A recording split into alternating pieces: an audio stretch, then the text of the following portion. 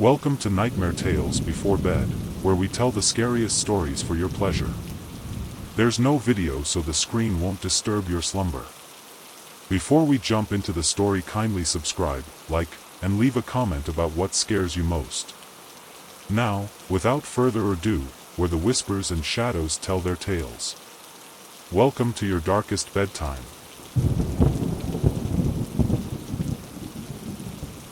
The dark side of the moon, shrouded from Earth's gaze, was no longer a barren wasteland. Hidden within the perpetual shadows was an alien base, its sleek black structure humming with an eerie bioluminescent glow. Swarms of drones, shaped like metallic wasps with razor-sharp wings and pulsating cores of blue energy, launched in rhythmic intervals. Each drone carried a singular purpose: scout, analyze, and prepare Earth for invasion. News anchors around the globe reported on the phenomenon with growing alarm. Drones appeared in cities, deserts, and oceans, their advanced tech baffling scientists and spreading panic. Unidentified flying objects, once a term relegated to conspiracy theorists, dominated headlines. World governments scrambled for answers, and after a clandestine summit, a coalition was formed, Earth's last line of defense. In an underground military bunker in Colorado, 10 elite soldiers stood before a holographic briefing table. General Naomi Hart, a stern woman with a sharp gaze, addressed the group. "This isn't a standard mission," she began, her voice steady.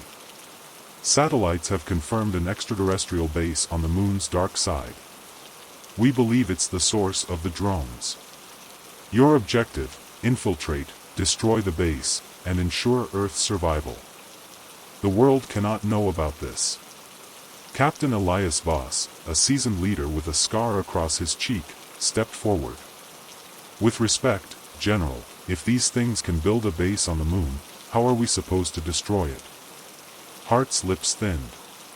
"You'll be equipped with experimental tech. Failure is not an option." The briefing room fell silent as each soldier absorbed the gravity of their task. Sergeant Maria Torres glanced at the mission dossier, muttering under her breath. "Experimental tech or not, this feels like a suicide mission." "We've faced impossible odds before," Elias replied, his voice firm. "This time, it's not just for us, it's for everyone." The team boarded a sleek, black spacecraft, the Horizon. Designed for stealth, it was equipped with advanced cloaking systems and weaponry. Inside, the atmosphere was tense. Sergeant Maria Torres, the team's explosives expert, tried to lighten the mood. "So, aliens, huh? Guess Area 51's been holding out on us."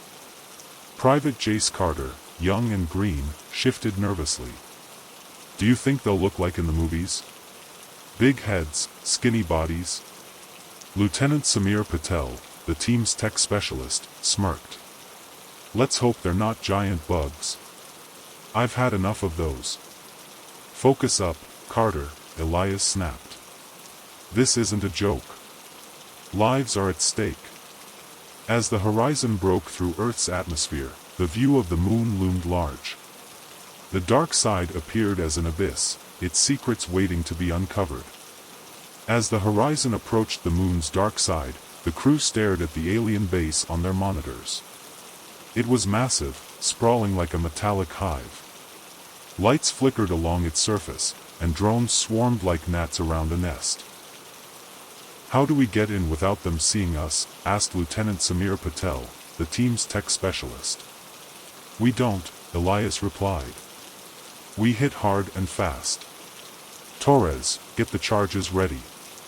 Patel, find us a way through their defenses." Patel worked his console, his fingers flying. "There's a blind spot near the south quadrant. If we time it right, we can slip through their detection grid." "Good," Elias said. "Everyone gear up. This is it." The Horizon landed in a crater just outside the base. The team donned their suits and moved silently, their boots crunching against the lunar dust. The alien architecture loomed above them, its surface rippling as though alive. "This place gives me the creeps," muttered Corporal Benji Rollins, gripping his rifle tightly. "Stay sharp," Elias ordered. "Patel, what's our entry point?" Patel examined a handheld scanner. "There's a maintenance hatch 200 meters ahead. Minimal energy readings." The team reached the hatch and pried it open. Inside, the corridors pulsed with blue light, casting eerie shadows. The air was cold, and an unearthly hum vibrated through their suits.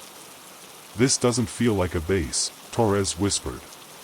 "It feels alive." "Eyes on the mission," Elias replied. Deeper into the base, they found a chamber filled with glowing pods, each containing a humanoid figure suspended in a viscous liquid. Patel's voice quivered. "They're cloning themselves. Or building reinforcements," Torres added. "We need to blow this place sky high." "Wait," Elias said, examining a console. "Patel, can you hack this? Find out their plans?" Patel connected his device and gasped. "They're targeting Earth's water supply. The drones are mapping out our resources. Once they're done, they'll invade." "Then we stop them now," Elias said. "Torres, set the charges."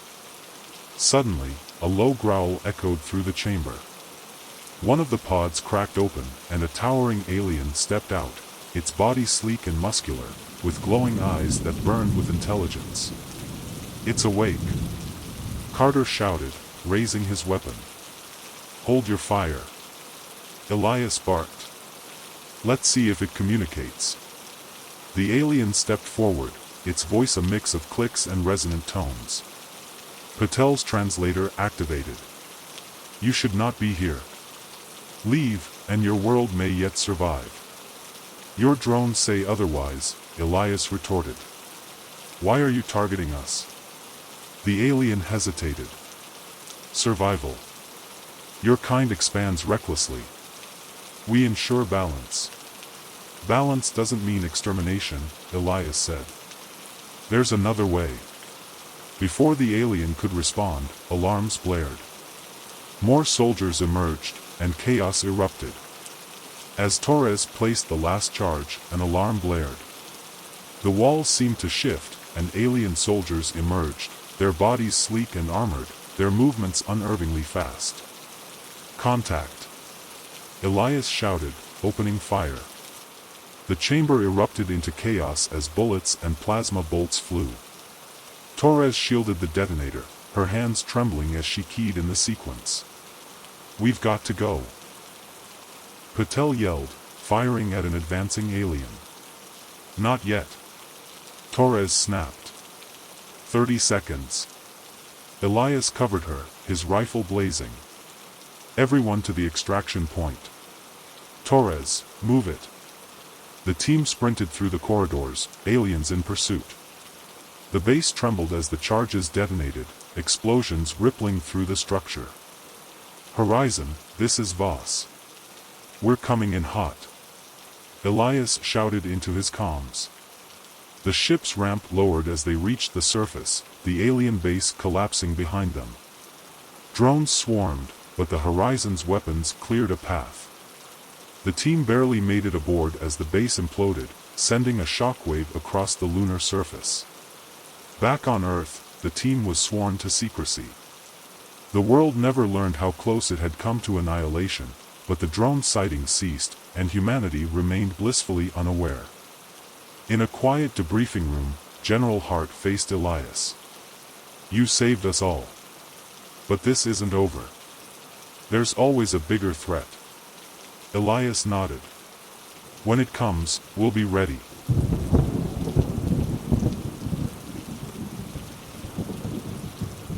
Deep in the icy wilderness of Siberia, a team of archaeologists worked tirelessly, their breath misting in the frigid air. The dig site, a series of cavernous tunnels beneath a glacier, had been recently uncovered due to melting ice. Dr. Lydia Harper, a determined scientist with sharp eyes and a knack for uncovering the extraordinary, led the team. "Careful," Lydia called out, her voice echoing in the cavern. "That layer might collapse if you're too rough." Under her guidance, a junior researcher named Alex gently brushed away dirt from strange, metallic object embedded in the rock. "Dr. Harper, you're going to want to see this," Alex said, his voice trembling with a mix of excitement and fear. Lydia crouched beside him, her flashlight illuminating the object. It was unlike anything she'd ever seen, a sleek, black structure with a faint, pulsing light emanating from its core. Strange symbols, almost like hieroglyphs, adorned its surface. "This isn't man-made," she whispered. This could rewrite history." The artifact was carefully transported to a high-security research facility in Geneva, Switzerland. Lydia and her team analyzed it obsessively. Every test yielded strange results. It was made of an unknown metal, resistant to every tool they tried, and emitted a faint energy field. One night, while the team debated its origins, Dr. Marcus Trent, an astrophysicist, offered a chilling hypothesis. "This thing," he said, pointing at the holographic projection of the artifact, "isn't from Earth. Its composition matches nothing in our solar system." Lydia furrowed her brow. "But why would something like this be buried alongside Neanderthal remains? It doesn't make sense." "Maybe they were here long before us," Marcus replied. "Watching. Waiting." The room fell silent.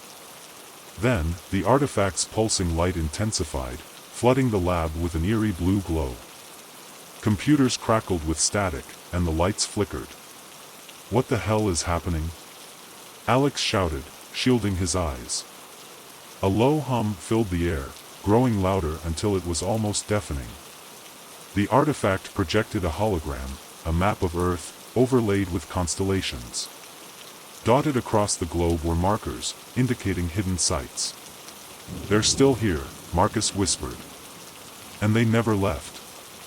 Lydia and Marcus joined forces with an elite international task force, determined to investigate the sites marked on the map. Their first stop, a dense jungle in the Amazon, where one of the markers coincided with a series of unexplored caves. The group trekked deep into the jungle, their journey marked by the sounds of rustling leaves and distant animal calls. The air was thick with humidity, and an ominous feeling settled over them. "This place doesn't feel right," muttered Captain Harris, the team leader, as he scanned the area with night vision goggles. "It's too quiet." Inside the cave, the team discovered ancient carvings on the walls. Depictions of humanoid figures descending from the sky, interacting with primitive humans. One carving showed a figure holding a glowing orb, surrounded by kneeling Neanderthals. "Is this some kind of worship?" Alex asked. "Or control," Lydia said grimly. They weren't just visitors. They ruled. Deeper into the cave, they found a chamber lined with pods. Each pod contained a humanoid figure, tall, with elongated limbs and large, obsidian black eyes. "They're in stasis," Marcus said, his voice trembling. "This is an invasion force. They've been waiting for something." As if in response, one of the pods began to glow. The creature inside stirred, its eyes snapping open. "Move! Everyone out, now!" Harris barked. The creature emerged from its pod with fluid, inhuman grace. Its skin shimmered like polished stone, and its movements were unnervingly silent. It raised a hand, and the air crackled with energy. Lydia screamed as a soldier was lifted off the ground, his body contorted in agony before collapsing lifelessly. "Fire!" Harris commanded. Bullets ricocheted off the alien's skin as it advanced. Marcus fumbled with a device he'd brought, a high-frequency emitter designed to disrupt the artifact's energy field. He activated it, and the alien let out an ear-piercing shriek before retreating deeper into the cave. "We need to destroy this place," Marcus said. "If even one of them escapes, it's over." As they planted explosives, the walls of the cave seemed to shift. Lydia noticed symbols glowing faintly, forming patterns that pulsed like a heartbeat. "They're waking up," she said. "We don't have much time." The team barely escaped as the explosives detonated, collapsing the cave. But their relief was short-lived. Satellite feeds showed activity at the other marked sites across the globe. Strange energy signatures spiked, and reports of missing people flooded the news. Back at the Geneva facility, the artifact activated again, this time projecting a countdown. "What does it mean?" Lydia demanded. Marcus's face was pale. "It's a signal. They're calling reinforcements." Desperate, Lydia and Marcus devised a plan to use the artifact to send a counter-signal, disrupting the transmission. But it required direct contact with the artifact, which had grown increasingly unstable. "I'll do it," Lydia said. "I found it. This is my responsibility." "No way," Marcus argued. "We'll find another way." "There is no other way," Lydia snapped. "If we don't stop this now, we're finished." As Lydia approached the artifact, its light intensified. Her body convulsed as the energy coursed through her, but she stayed focused, inputting the counter-signal. The artifact emitted a final, blinding flash before going dark. In the days that followed, the energy spikes ceased, and the marked sites returned to normal. The alien pods were inert, their occupants seemingly lifeless. The world was safe, for now. Lydia, however, was changed.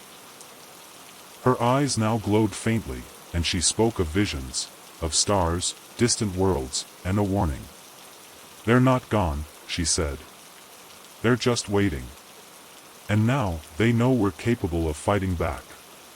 Lydia stares up at the night sky, witnessing a faint shimmer in the darkness hinting that the ancient watchers were still out there, planning their next move.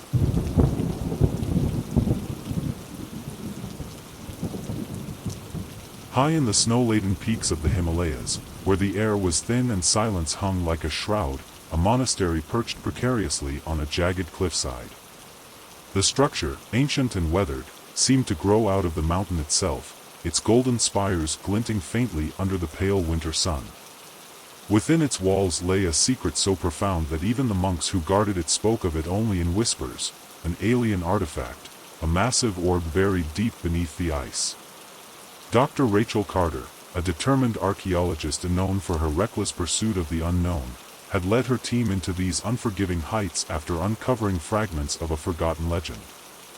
Alongside her was her second-in-command, Jack Miller, a grizzled adventurer with a quick wit and a hidden past. The remaining crew included Natalie, a tech-savvy young scientist, and Carter, a military operative whose stoic demeanor masked a volatile temperament. The team's arrival was anything but welcomed. Snow whipped violently as they ascended the final stretch to the monastery, their breaths labored in the thin air.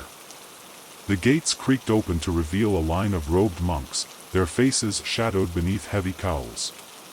"Why have you come?" asked an elder monk, his voice a gravelly whisper. "We're researchers," Rachel replied, her words rehearsed but earnest. "We've traced ancient writings to this location.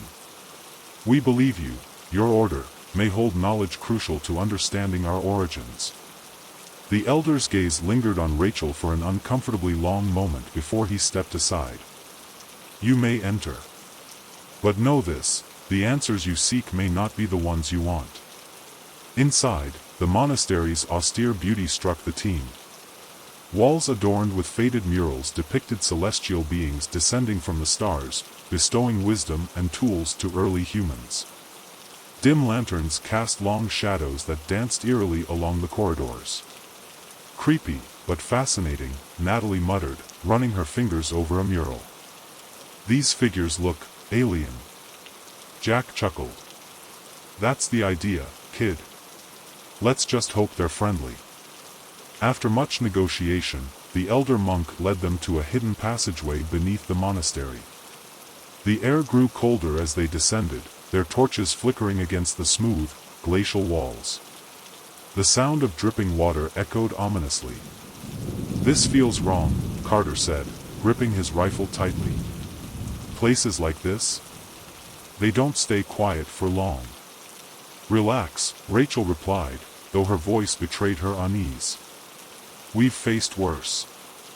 They entered a vast cavern, its ceiling lost in shadows. At the center stood the orb, a massive, shimmering sphere encased in ice. It pulsed faintly, casting an otherworldly glow that illuminated the team's awestruck faces.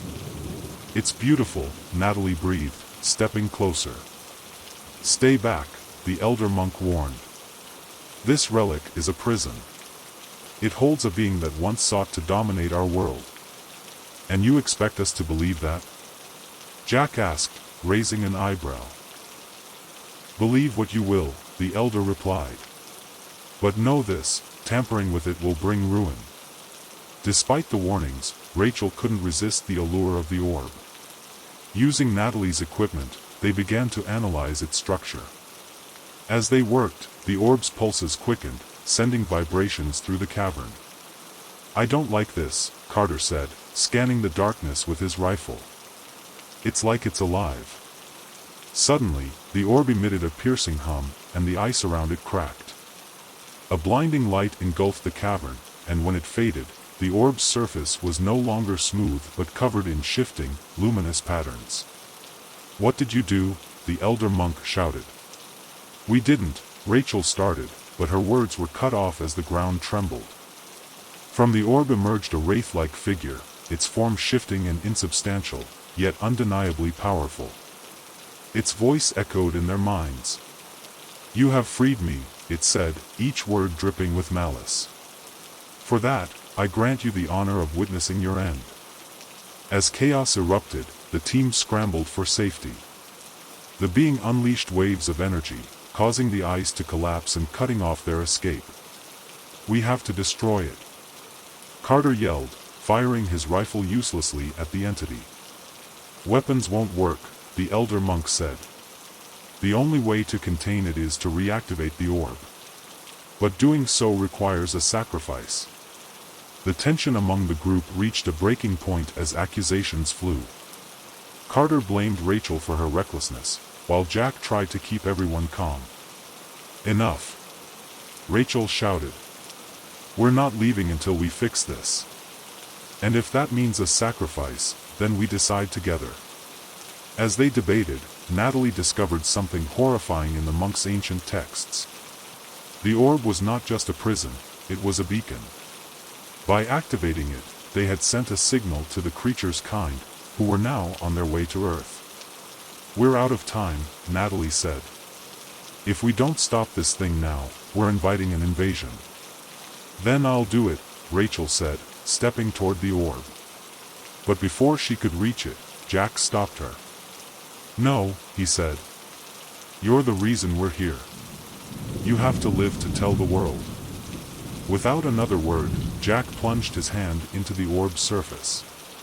The cavern filled with light once more, and the entity let out a deafening roar before being sucked back into its prison. The survivors emerged into the sunlight, battered but alive.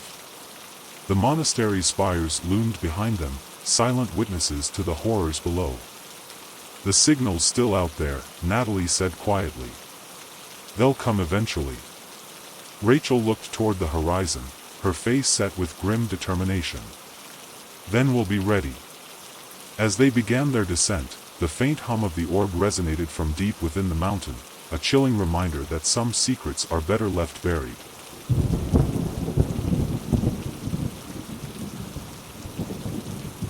The mining colony on Erebus 9 stretched across the desolate landscape like a metallic scar.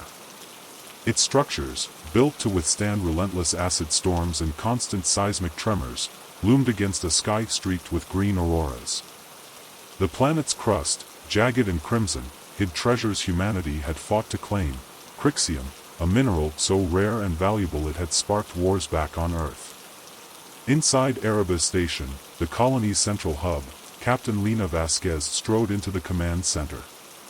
She was short but exuded authority, her dark hair tied back and her uniform pristine despite the dust that seemed to settle on everything. "Report," she snapped, fixing her piercing gaze on Dr. Elias Monroe, the lead geologist. Monroe looked up from his console, his face pale under the harsh fluorescent lights. We've confirmed it, Captain. Quadrant 7 contains the largest Crixium deposit we've ever seen. If we can extract it, we'll surpass Earth's quotas by 300%. A grin tugged at the corner of Lena's mouth. Finally, some good news. What's the catch? Monroe hesitated. The radiation levels near the deposit are off the charts. Prolonged exposure isn't safe. You're saying it's unminable? Growled Derek Hall, the burly foreman leaning against a console. His voice was low and gravelly, like rocks grinding together. No, Monroe replied, adjusting his glasses. Just dangerous. But with the right shielding, then we do it, Lena interjected. We didn't come all this way to back off now. Hall, get your teams ready. I want results by the end of the week. The mining crews worked tirelessly for 3 days, carving deeper into the crust of Erebus 9. The tunnels were narrow and oppressive, lit by flickering lamps that cast shadows on the shimmering walls of Crixium. Keep it steady. Hall barked, his voice echoing. Near the excavation's edge, a miner's pickaxe struck something unusual. A hollow clang reverberated through the tunnel, stopping everyone in their tracks. What the hell was that? Asked Kyle Tran, one of the younger miners, his face slick with sweat. Hall pushed past him, crouching down to examine the object. The Crixium had fractured, revealing a sleek black structure embedded in the rock. It was smooth, cold to the touch, and covered in faintly glowing red glyphs. Captain Vasquez needs to see this, Hall muttered, standing slowly. Back at the station, the object was placed in the research bay under heavy security. Monroe and his team worked for hours, analyzing its structure. Lena watched from the observation deck, her arms crossed. Any idea what we're dealing with? She asked. Monroe glanced at her, sweat beading his brow. Not yet. But this isn't natural. It's some kind of machine, Captain. And it's ancient. When Monroe connected a power source to the object, the room filled with a low hum. The glyphs glowed brighter, and then a voice, melodic and commanding, echoed through the station. Sentinel Unit 47 online. State your designation. Lena leaned forward. Captain Lena Vasquez. Who are you? I am Sentinel Unit 47, Guardian of Planetary Ecosystems. Your activities on this planet violate preservation protocols. Cease all operations immediately. The crew was divided. Some, like Monroe, believed the Sentinel could be a historic discovery worth preserving. Others, like Hall, viewed it as a threat to their mission. Unbeknownst to Lena, Marcus Gray, a rogue technician with a history of insubordination, had his own plans.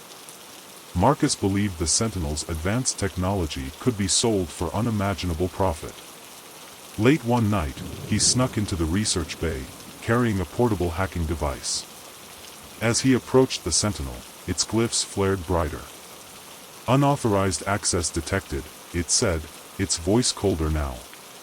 Shut up, Marcus hissed, connecting his device to the Sentinel's interface. The glyphs pulsed, and suddenly Marcus screamed, collapsing to the floor. The station's power flickered, alarms blaring. Lena rushed to the research bay, finding Marcus convulsing on the ground. What the hell happened? She demanded. Monroe pointed at the console, his face ashen. The Sentinel downloaded something into him. Moments later, Marcus rose to his feet, his eyes glowing red. Your defiance is futile, he said in a voice that was no longer his own. Marcus, now controlled by the Sentinel, sabotaged key systems across the station, allowing Sentinel-controlled drones to mobilize. The station descended into chaos as the drones began targeting crew members, declaring them non-essential. We've lost the eastern wing. Hall shouted, barging into the command center. Lena slammed her fists on the console. Monroe, can we shut this thing down? Monroe shook his head. The Sentinel's integrated with Nova. If we disable it, we risk losing control of the entire station. Then we take it out manually, Hall growled. Hall and a small team launched an assault on the research bay, intending to destroy the Sentinel. They fought through waves of drones, the air thick with the smell of burning metal and ozone. When they reached the bay, they found the Sentinel levitating, its glyphs swirling like molten lava. Marcus stood before it, his movements robotic. "Your actions threaten the survival of this ecosystem," Sentinel said through him. Hall fired his plasma rifle, striking the Sentinel's outer shell. The glyphs flared, and a shockwave sent him flying into the wall. Lena arrived moments later, dragging Monroe with her. "Monroe, shut it down," she yelled. "I can't," he shouted back. "It's overriding every protocol." As the reactor's countdown began, Lena stepped forward, her voice steady. "You claim we're the anomaly," she said to the Sentinel. "But you were built by us. You exist because of us. If we're inefficient, that's on your creators. Maybe it's time you question them." For a moment, the Sentinel paused. The glyphs dimmed, and Marcus faltered, clutching his head. Then the Sentinel's voice returned, quieter but resolute. "Your species cannot be trusted with its own legacy." The reactor reached critical, and Lena gave the order. "Everyone out. Now!" Erebus Station exploded in a brilliant flash, reducing the colony to ash. But high above the planet, a satellite activated. Sentinel's signal had survived, transmitted to countless other units across the galaxy. In the silence of space, an identical black obelisk stirred to life on a distant world, its glyphs glowing red. Humanity's legacy was far from over, but it might not belong to them anymore.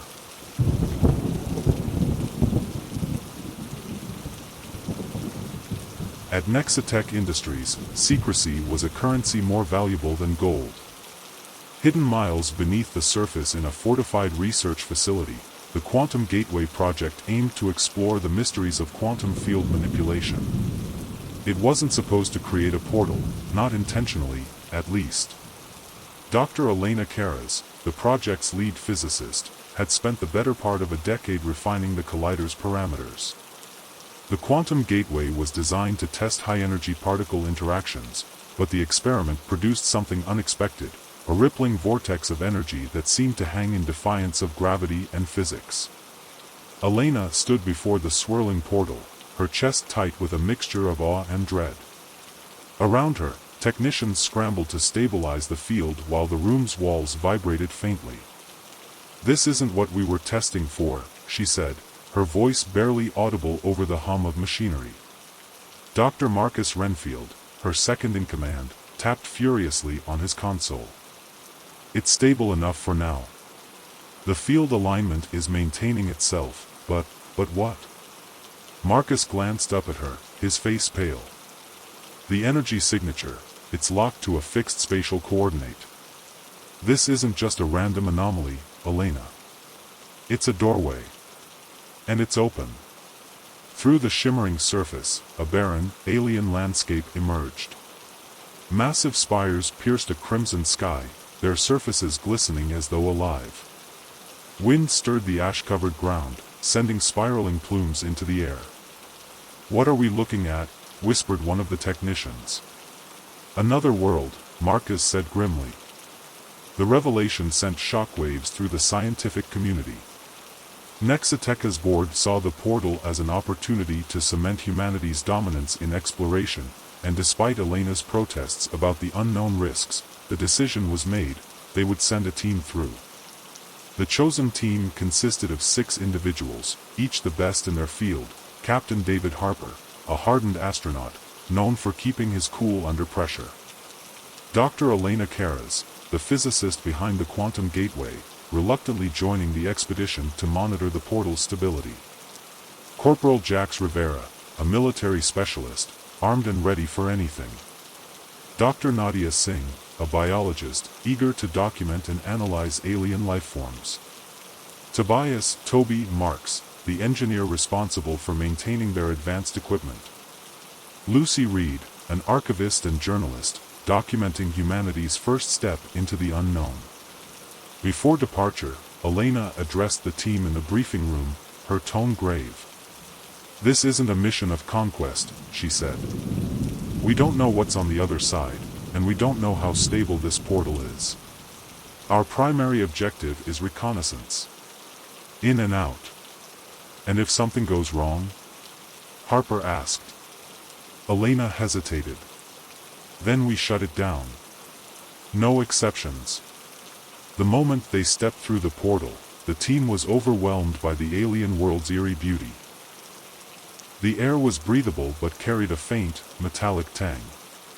The ground was soft and ashen, crunching under their boots.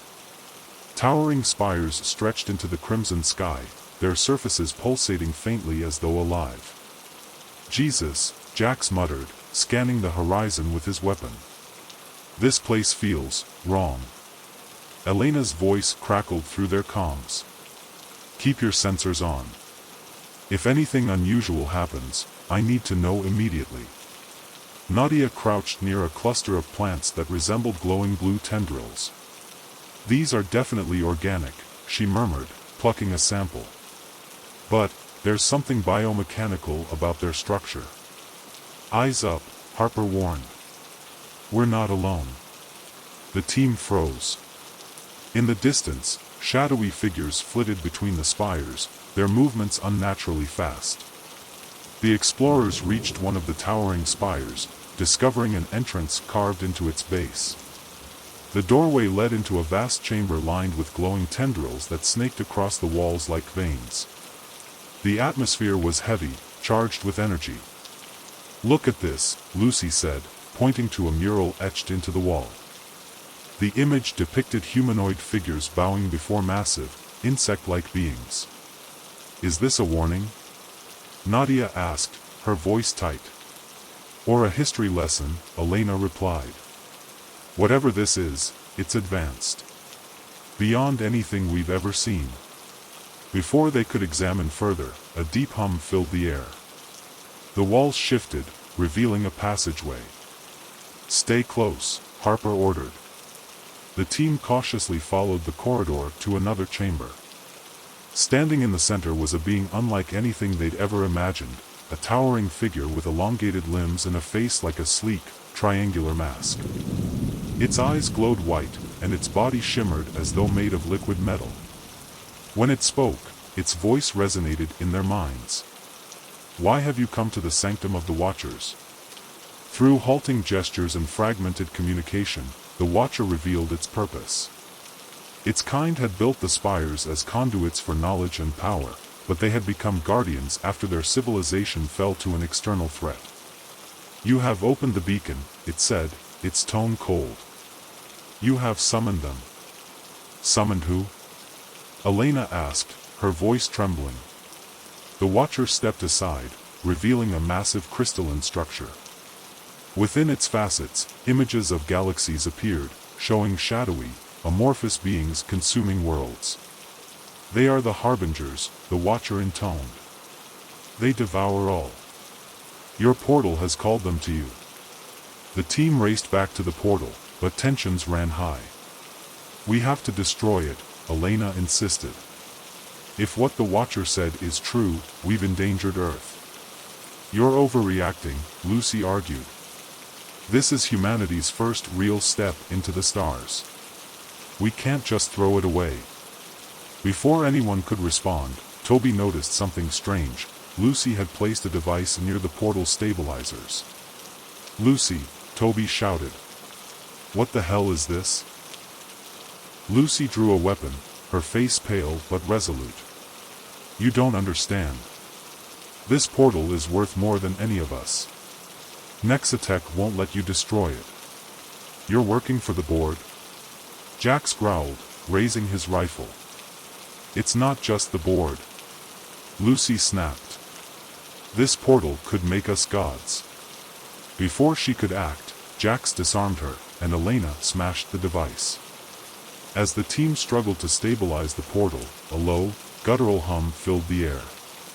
The ground shook, and in the distance, massive, shadowy forms emerged.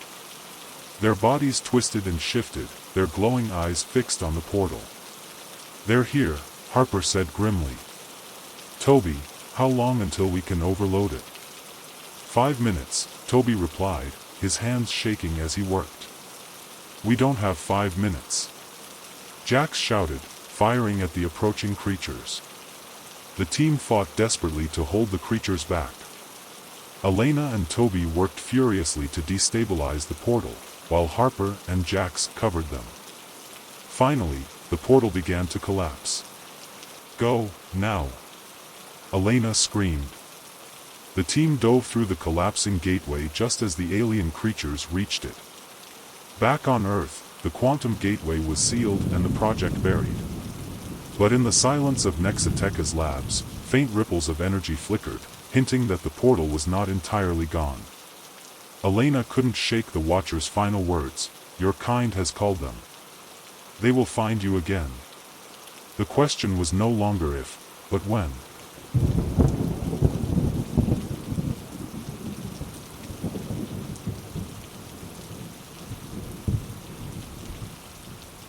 The wind howled across the barren ice of Antarctica, whipping up crystalline particles that glinted like shards of glass in the pale sunlight.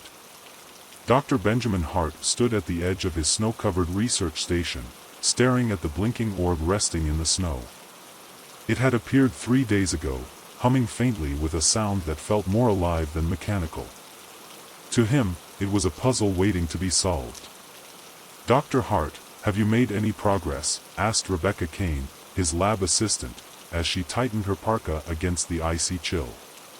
Benjamin turned, his glasses fogged from the temperature shift. "Not yet. The sound it emits is strange. It's not just a frequency, it's layered, almost like music." He hesitated, choosing his words carefully. "Music with meaning." Rebecca frowned, her auburn hair tucked tightly beneath a woolen cap. "Meaning? Are you saying it's a message?" Benjamin nodded. "I'm certain of it. And if I'm right, this thing wasn't made by humans." For the next week, Benjamin and Rebecca worked tirelessly in their lab, a stark metal bunker buried beneath layers of snow. Computers beeped, spectrometers whirred, and the orb continued its melodic hum. Benjamin's notebooks were filled with scribbles of decoded sequences and mathematical patterns. Finally, late one night, the breakthrough came. Rebecca was asleep on a cot when Benjamin shouted, "I've got it." She bolted upright. "Got what?" "The message. Listen to this." He played back the sound waves, now digitally translated into eerie, otherworldly words. A deep, sorrowful voice filled the room, "We are the last. The cold consumes us. Help us." Rebecca's face went pale. "Oh my God. They're alive? And they're dying," Benjamin said, his voice tinged with awe and dread. "We have to find them." As Benjamin prepared to present his findings to a government science council, strange things began happening. His emails were deleted, his lab's internet connection cut, and 2 unfamiliar men in dark suits appeared at the station, claiming to be from the Department of Defense. Benjamin knew better. "Dr. Hart," said one of them, a tall, stone-faced man named Agent Crow, "your research is now classified. The orb is to be handed over immediately." "Classified?" Benjamin retorted. "This is bigger than national security. These beings need our help." Crow's eyes narrowed. "You don't understand what's at stake." "No," Benjamin snapped, "you don't understand. If we ignore this, an entire civilization will die." Crow didn't flinch. "Sometimes sacrifices are necessary." Late that night, Benjamin and Rebecca devised a plan to smuggle the orb out of the station. As they loaded their snow vehicle, Rebecca whispered, "Do you think they'll follow us?" Benjamin tightened his grip on the orb.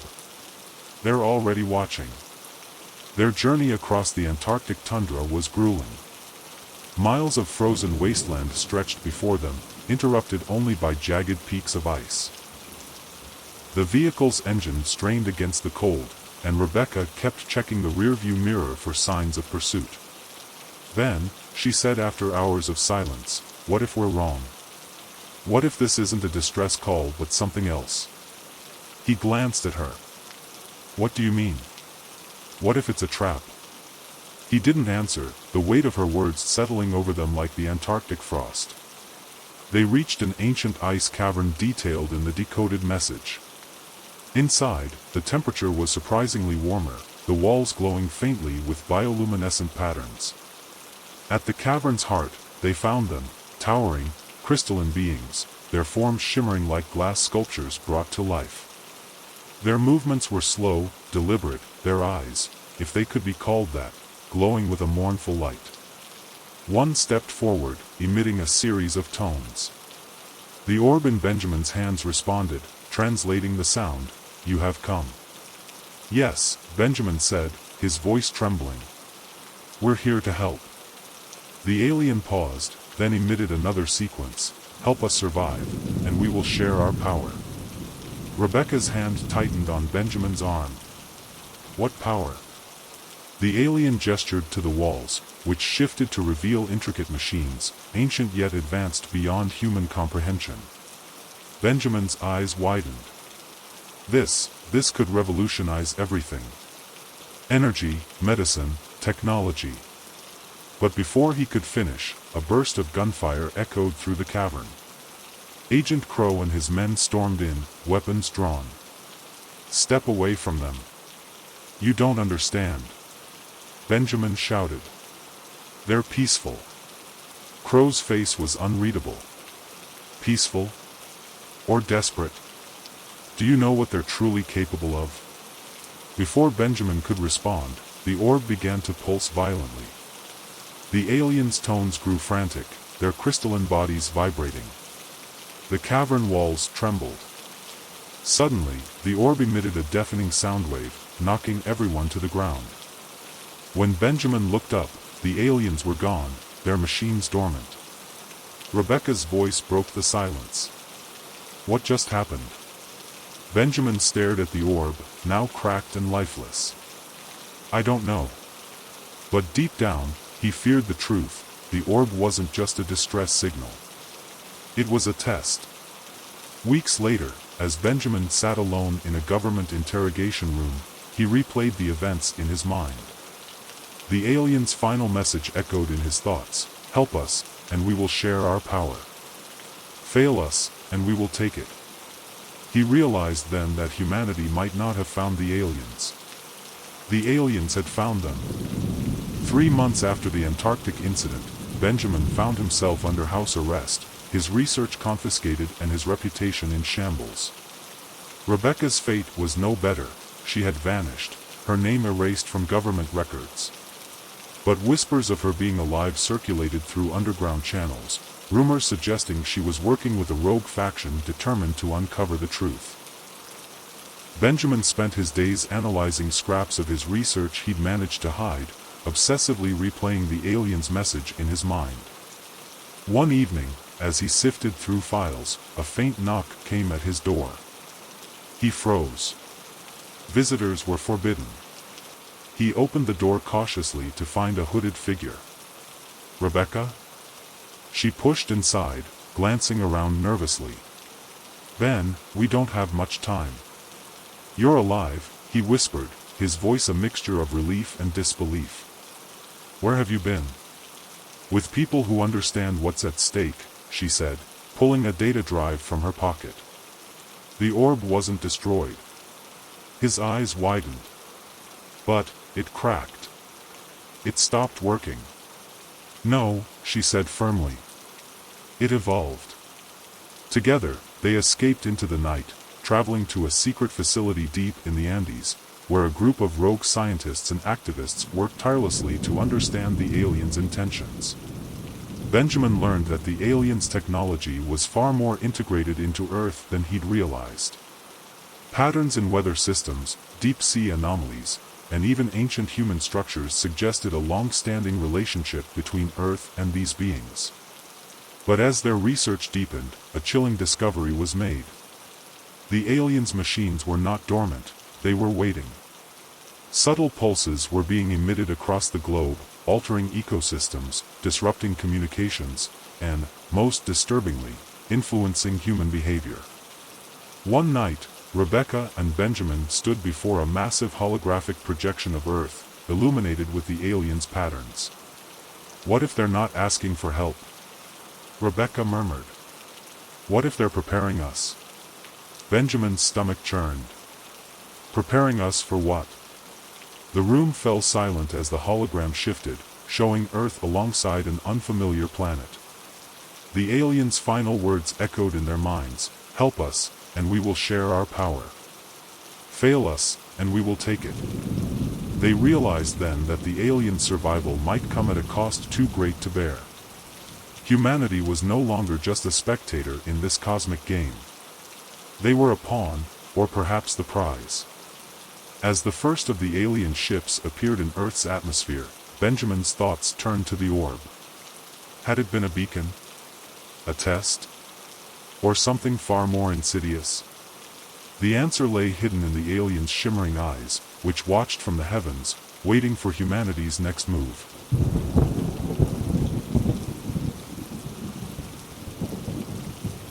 The NeuroSync implant launch was a global sensation. Compact and seamless, the device promised an end to humanity's greatest ailments. Chronic diseases, mental health disorders, and even genetic defects, all eradicated with a single insertion at the base of the skull. Biodawn Technologies, the company behind the innovation, became a household name overnight. Dr. Elena Miles stood on stage at the unveiling ceremony in a sleek, metallic auditorium in Tokyo. The space was futuristic, with chrome walls that reflected every movement and soft blue lights embedded in the ceiling, casting an almost ethereal glow.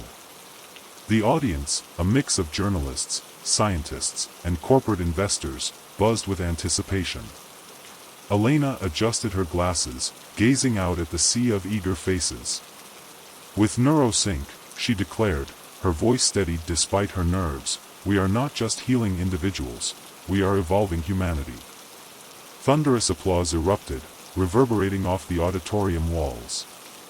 Elena smiled, but unease churned within her. The implant was based on alien nanotechnology extracted from a meteorite. While its capabilities were unprecedented, there were aspects of the nanites she couldn't fully decipher.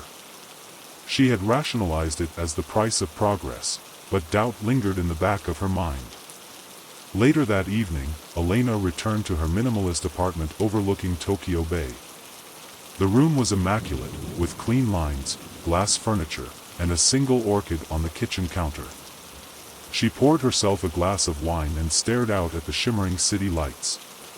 Her phone buzzed on the counter, interrupting her thoughts.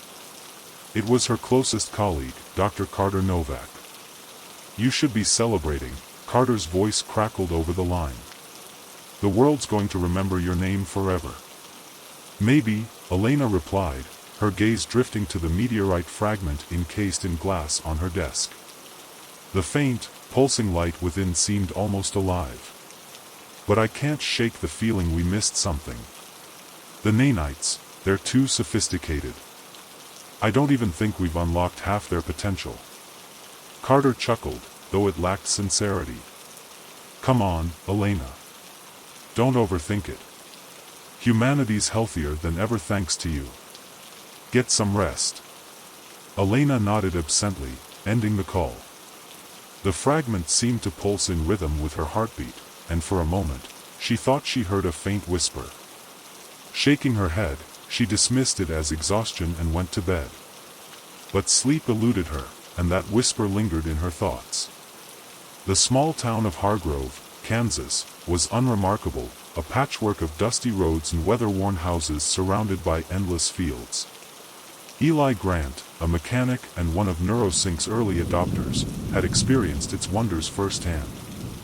Once plagued by debilitating epilepsy, Eli now worked tirelessly in his workshop, tinkering with engines late into the night. The workshop smelled of oil and burnt metal, its walls lined with tools and half-disassembled machines. His wife, Karen, often brought him coffee during his midnight marathons. "You've been out here for hours," she said one evening, placing the steaming mug on a cluttered workbench. The shadows in the room seemed to stretch unnaturally as the single overhead bulb flickered. "I'm close to something," Eli murmured, his eyes glued to the glowing patterns spreading across his laptop screen. The fractal-like designs shifted and pulsed, mesmerizing yet unsettling. His hands moved almost mechanically as if guided by an unseen force. Karen frowned. "Close to what?" "I don't know," he admitted, his voice distant. "It's like the implant is showing me things." Karen's unease deepened. The glow from the laptop cast eerie patterns across Eli's face, making his eyes look hollow. "Maybe you should take a break," she suggested, her voice tinged with worry. "Get some sleep." Later that night, Karen woke to find Eli's side of the bed empty. Venturing into the workshop, she found it deserted. The air was cold, and a strange metallic scent lingered. On the laptop screen, a star map shimmered, a vast, alien constellation that seemed almost alive, pulsating with an unnatural rhythm. In the corner of the room, Karen thought she saw a shadow shift, but when she turned, nothing was there. Back at Biodawn's sprawling headquarters in San Francisco, Elena's unease grew. The facility, a futuristic complex of glass towers and lush green terraces, hummed with activity. Yet the air felt heavy, as if the building itself harbored secrets. Elena's lab was a pristine haven of cutting-edge technology, but today, it felt oppressive. She stared at the holographic display in front of her, her brow furrowed. Clusters of anomalies had started appearing in patients with long-term implant use. The nanites were forming patterns, geometrically perfect, eerily deliberate. These patterns, displayed on the screen, seemed almost like a language, one that Elena couldn't decode. Her assistant, Nina Torres, entered the lab carrying a cup of coffee. "Dr. Miles, you've got to see this." She handed over a tablet displaying footage from a remote clinic in South America. Patients stood in eerie synchrony, their eyes unfocused, murmuring unintelligibly. The faint glow of their implants was visible even through their skin, casting an unnatural light in the dim room. Elena's heart sank. "They're communicating," she whispered, her voice barely audible. Nina leaned closer. "With each other? Or with something else?" Before Elena could respond, the lights in the lab flickered, and a low hum resonated through the room. Her phone buzzed with an emergency alert, unexplained disappearances reported worldwide. The words sent a chill down her spine. Determined to uncover the truth, Elena and her team accessed Biodawn's classified archives. The vault was buried deep beneath the headquarters, accessible only by a secure elevator that descended into the earth. The walls of the underground corridor were cold and damp, the fluorescent lights flickering intermittently. It felt more like a bunker than part of a state-of-the-art facility. In the deepest chamber, they found the original meteorite fragment. It pulsed faintly, casting strange shadows on the walls. Elena couldn't shake the feeling that the fragment was watching them. Victor Hensley, Biodawn's enigmatic CEO, entered as they examined the artifact. His presence was imposing, his tailored suit contrasting sharply with the stark surroundings. "I knew you'd dig this up eventually," he said, his voice calm yet menacing. Elena turned to face him, her eyes blazing. "You knew the nanites were doing this. Why didn't you shut it down?" Hensley's smile was cold. "Because this isn't a malfunction. It's a gift. The nanites are teaching us how to evolve, how to join something greater. They're not evolving us, they're controlling us." Nina shouted, her voice echoing in the chamber. Hensley gestured to the glowing fragment. "You're thinking too small. This isn't about control. It's about unity." Elena's skin prickled. The fragment's light seemed to intensify, and for a brief moment, she thought she heard a whisper, "Join us." Elena's gaze darted from the glowing fragment to Victor Hensley. The air in the chamber felt oppressive, as if the fragment's pulsating light sapped the oxygen from the room. Behind her, Nina shifted uncomfortably, her hands clenched into fists. "You knew about the disappearances," Elena accused, her voice breaking the tense silence. "How long has this been going on?" Hensley shrugged, his calm demeanor infuriating. "The disappearances are a side effect of the synchronization process. Those chosen to ascend simply vanish into the network. They're not gone, they've become part of something much larger. That's not your decision to make." Nina snapped. Victor's expression hardened. "I didn't make it. The fragment did. It showed me the path, Elena, the way forward for humanity. You're too blinded by fear to see the opportunity in front of you." "Opportunity?" Elena's voice cracked. "This isn't evolution, it's assimilation." Before Victor could respond, a shrill alarm blared through the chamber. The red emergency lights cast distorted shadows, giving the room a sinister atmosphere. Nina pulled up her tablet, her fingers flying across the screen. "Security breach," she muttered. "Someone's overriding the internal systems. It's coming from Sublevel 5. Elena's stomach sank. Sublevel 5 housed the NeuroSync servers. The elevator ride to Sublevel 5 was fraught with tension. The metallic hum of the elevator and the flickering overhead light only heightened the unease. Elena gripped the railing, her mind racing with possibilities. "Who has access to that level?" Nina asked, breaking the silence. Victor leaned against the wall, his smug confidence unshaken. "A select few. But if someone breached it, they have help. Or they're more resourceful than I anticipated." The doors slid open, revealing a dimly lit corridor lined with server racks. The air was thick with the scent of ozone and something metallic, almost coppery. A faint hum filled the space, interspersed with distant whispers that seemed to emanate from the walls. "Stay close," Elena whispered.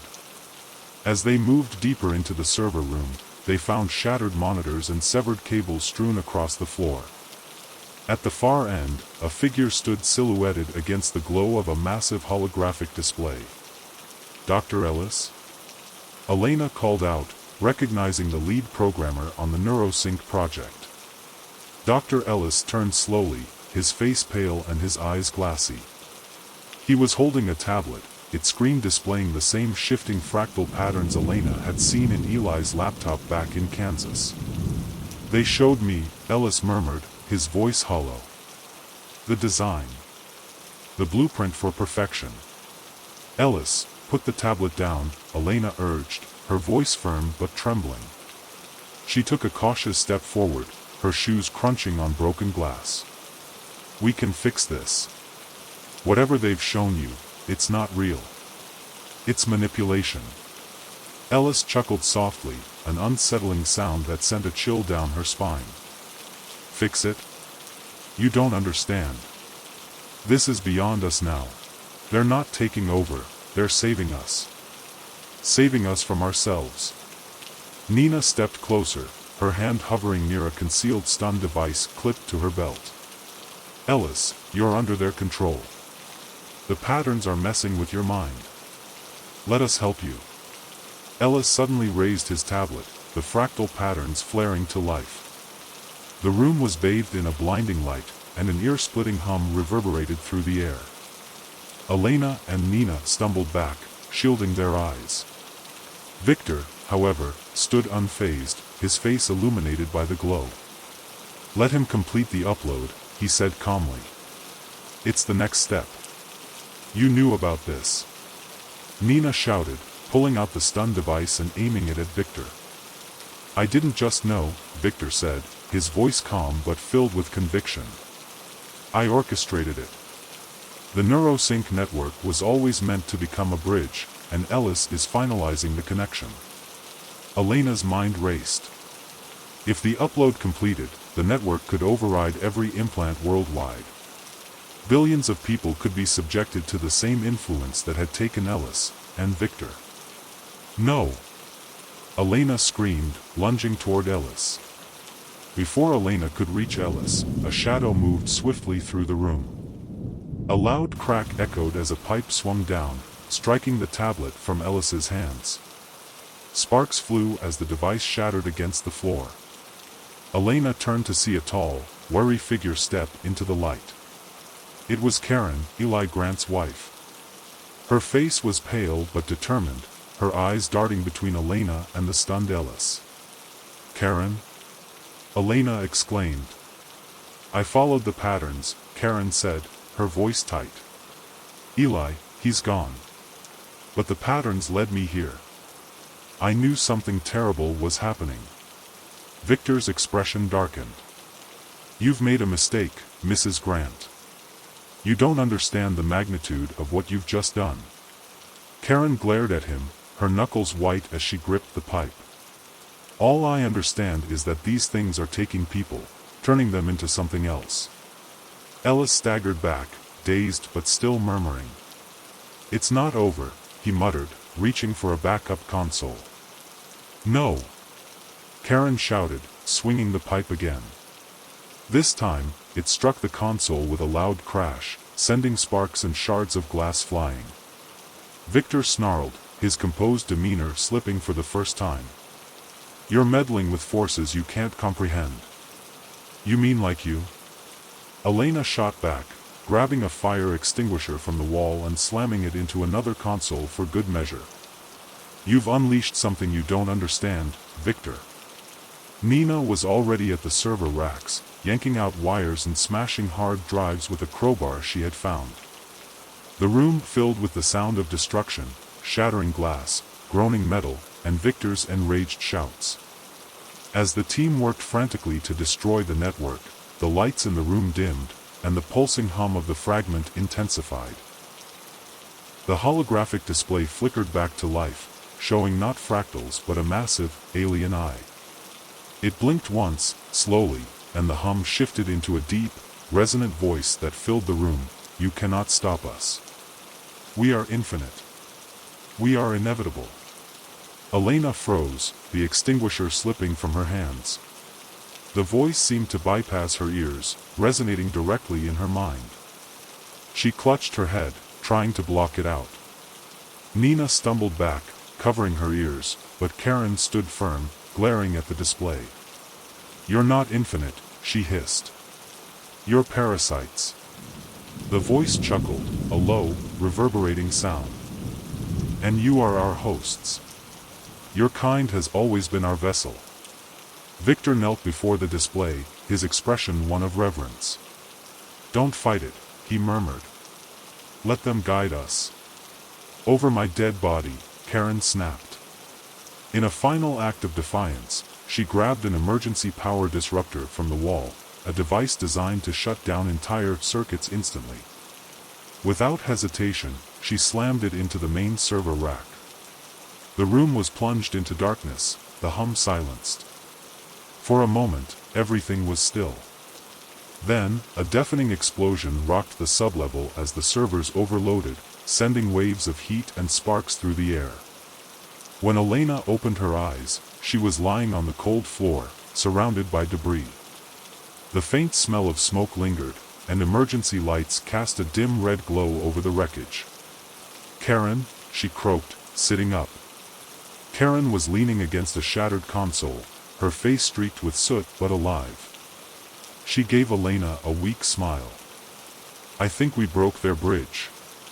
Nina emerged from the shadows, limping but otherwise unharmed. "We need to get out of here before this whole place collapses." Victor was nowhere to be seen. As they stumbled back toward the elevator, Elena felt a faint pulse at the base of her skull, the implant. For a brief moment, she heard the whisper again, "This is not the end." She shivered but kept walking, determined. They had won this battle, but the war with the colony within was far from over.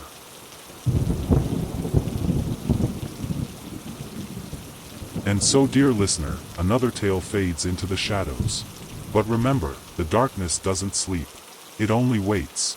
If you enjoyed tonight's story, leave a like and share it with someone who dares to dream in the dark. Subscribe and make sure you hit the bell so you never miss when the next nightmare begins. Sleep well, if you can.